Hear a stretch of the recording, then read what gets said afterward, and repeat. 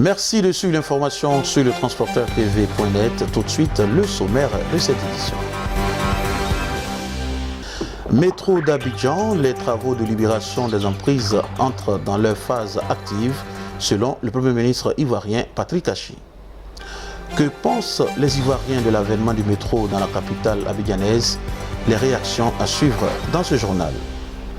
Autre chose dans cette édition, le transport. Le ministre Amadou Koné a posé récemment la première pierre de la fourrière administrative d'Abidjan.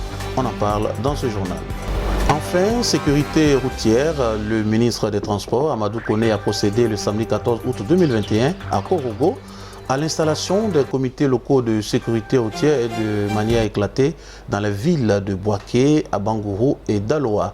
Quant aux forces de l'ordre, elles intensifient la sensibilisation. Mesdames, Messieurs, bonjour. Le Premier ministre ivoirien Patrick Achi a annoncé mardi à Abidjan, au terme d'une visite de la ligne du métro allant d'Anyama à Port-Boué, le démarrage des travaux de libération des emprises.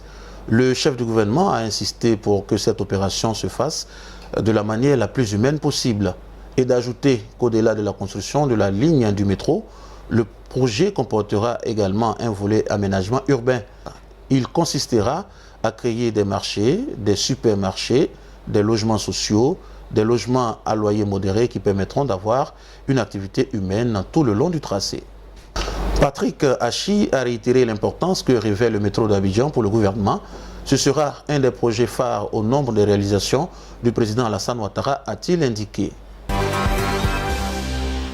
Que pensent les Ivoiriens de l'avènement du métro dans la capitale abidjanaise? Suivons à présent les réactions de quelques personnes que nous avons rencontrées. Pour moi, je pense que si ça va nous permettre de mieux circuler, de réduire un peu les embouteillages et autres, je pense que c'est quand même bien aussi.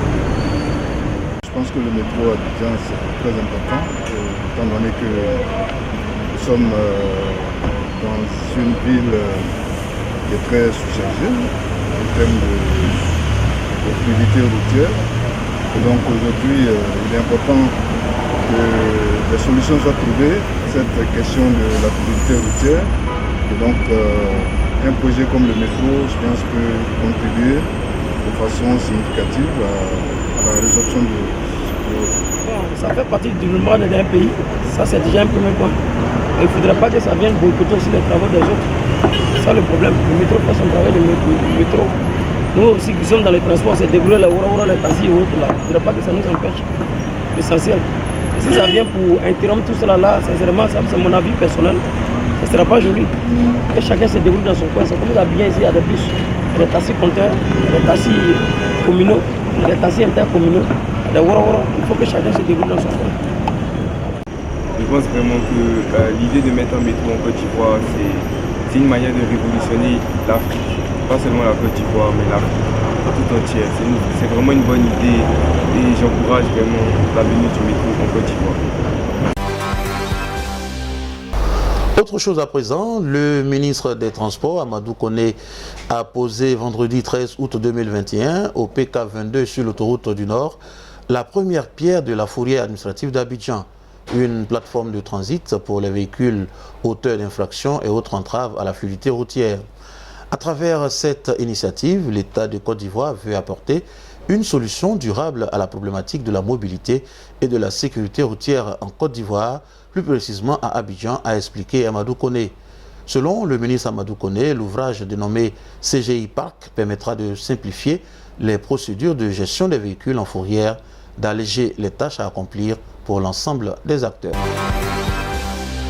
Je vous l'annonçais en titre parlant de sécurité routière à présent.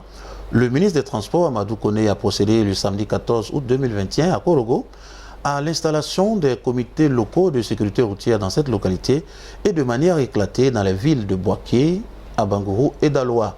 Selon Amadou Koné, la stratégie nationale de sécurité routière, bâtie sur un plan quinquennal, vise à faire baisser de 50% le nombre d'accidents graves et de décès enregistrés sur les routes ivoiriennes. Il a rappelé qu'au cours des 5 dernières années, la Côte d'Ivoire a compté en moyenne par an plus de 12 000 accidents corporels, occasionnant plus de 1 200 tués et plus de 21 000 blessés pour une perte d'environ 3% du PIB chaque année le produit intérieur brut. Après l'installation du comité local de sécurité routière, le ministre des Transports a procédé à l'ouverture du bureau régional de l'Office de sécurité routière OSER. Il a offert des engins roulants pour faciliter ses missions de formation, d'éducation et de sensibilisation. Amadou Kone a également exhorté les populations en général et les usagers de la circulation en particulier à faire preuve de prudence et de civisme sur la route. Sécurité routière toujours, les forces de l'ordre, quant à elles, intensifient la sensibilisation après la mise à disposition du matériel de contrôle routier et de la banque de visuels en flyers par le ministère des Transports. Les actions terrain des forces de police et de la gendarmerie nationale prennent du relief. En effet, la police spéciale de la sécurité routière a entamé depuis le vendredi 13 août 2021 une tournée de sensibilisation dans les gares routières au profit des acteurs et usagers de la route. C'est sur ces informations, mesdames et messieurs, que nous refermons ce journal Transport. Merci de l'avoir suivi.